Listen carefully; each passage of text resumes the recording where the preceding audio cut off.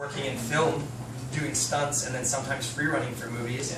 Yeah. So like I was just like, yeah, I want to do this. This is bigger than me. In 4 hours, my life has changed, and I just thought to myself, like, if my life changed in 4 hours, what could I do if I dedicated my life to this?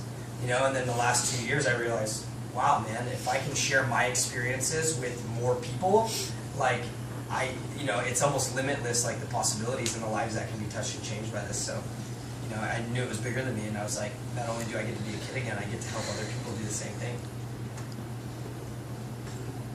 Actually, so truthfully, it was a trick that I kind of stumbled upon. I was liking this idea. I love spinning. I love spinning 360 degrees. Spinning my whole life, skating, doing 720s, 1080s stuff. But Corey and I were training outside near his house during our break. And it was like on some really low thing, and I did the 3, and I was like, oh shit, I might be able to swing through this. So I kind of looked at it, and then I asked him because he'd already been to our motion. I was like, how big is that gap? So I already started to conceptualize this trick well before I even saw what the arch looked like, how big the gap was. I was like measuring it out in the gym. I was like, well, it's probably like 8, 9, 10 feet max to the arch. He's like pulling blocks out and separating them and stepping between them to like measure it. He was doing it for weeks. Like he was trying to do it for weeks. Yeah. So mentally, I was preparing myself for a very long time, but getting there and seeing it, I think because I almost committed more mentally than I actually did physically. I never did it in practice. I couldn't. There just wasn't an opportunity. Every time I tried, I'd land. If you landed 4 inches this way, you were getting pushed that way. Yeah. So I had to land perfectly on this arch. And honestly, it just happened to all work out. I dialed it in, and it happened. So, and obviously, even the landing was a little heavy, and that's why I hurt my feeling. So you guys are like world-class athletes. You've traveled around the world, free run in multiple countries.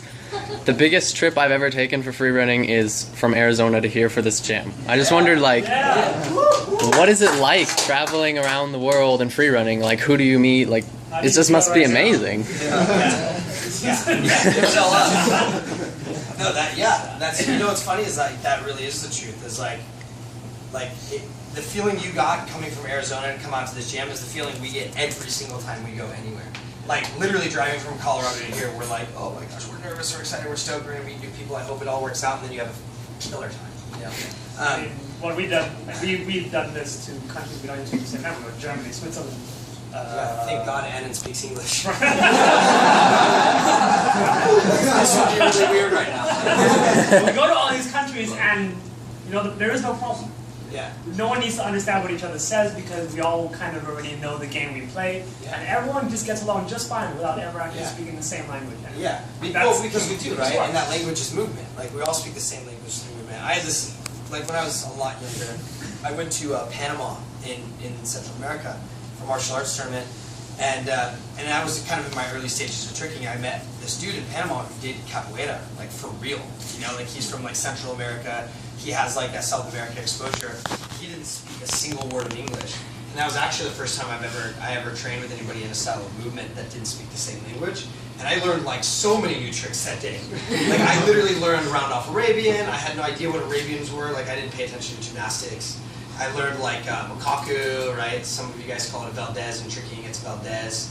Like I learned so much stuff, and it's like it doesn't matter if you speak the same language because we do speak the same language through movement. And I mean, even Pasha, even before I met Pasha, and you guys met him, Pasha didn't speak English whatsoever. And when I met him, he still barely spoke English, and that was years later.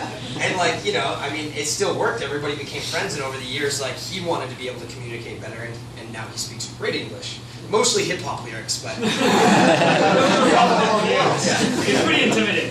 Yeah. But no, it's amazing, dude. And I think if any of you guys want to travel for parkour and free running, you do exactly what you did. You start like that. Like, cool, 5-hour drive. I'm gonna go to an event. And then guess what? The 6-hour drive is not that bad. And then when you decide to go 8 hours away, it's not that bad. And then when you go across the country on a plane for 5 hours, it's not that bad. I think that's the thing with travel is a lot of people think it's expensive, and a lot of people think it's scary, and a lot of people think it's hard, and it's so easy. Like, you got on a plane this morning. And she wasn't even supposed to come today. And she's like, yeah, here we go.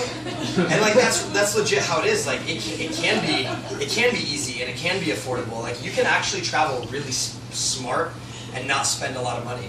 You know, like yeah, legitimately.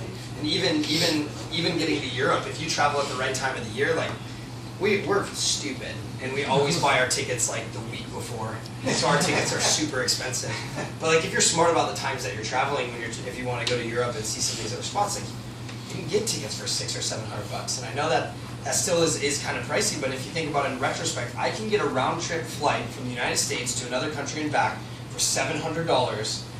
You know, work your butt off. Like, dude, you know, do some side jobs. You guys are kids, you're creative, you're all strong and capable, and you know what I mean? Make some cash, man. Go out there and do it. Like, if you really want to do it, and it's really not that hard. You'd be super surprised, like, how easy it is if you're serious about it and you just start pursuing that idea of doing the travel thing. It becomes very easy, and it becomes addicting.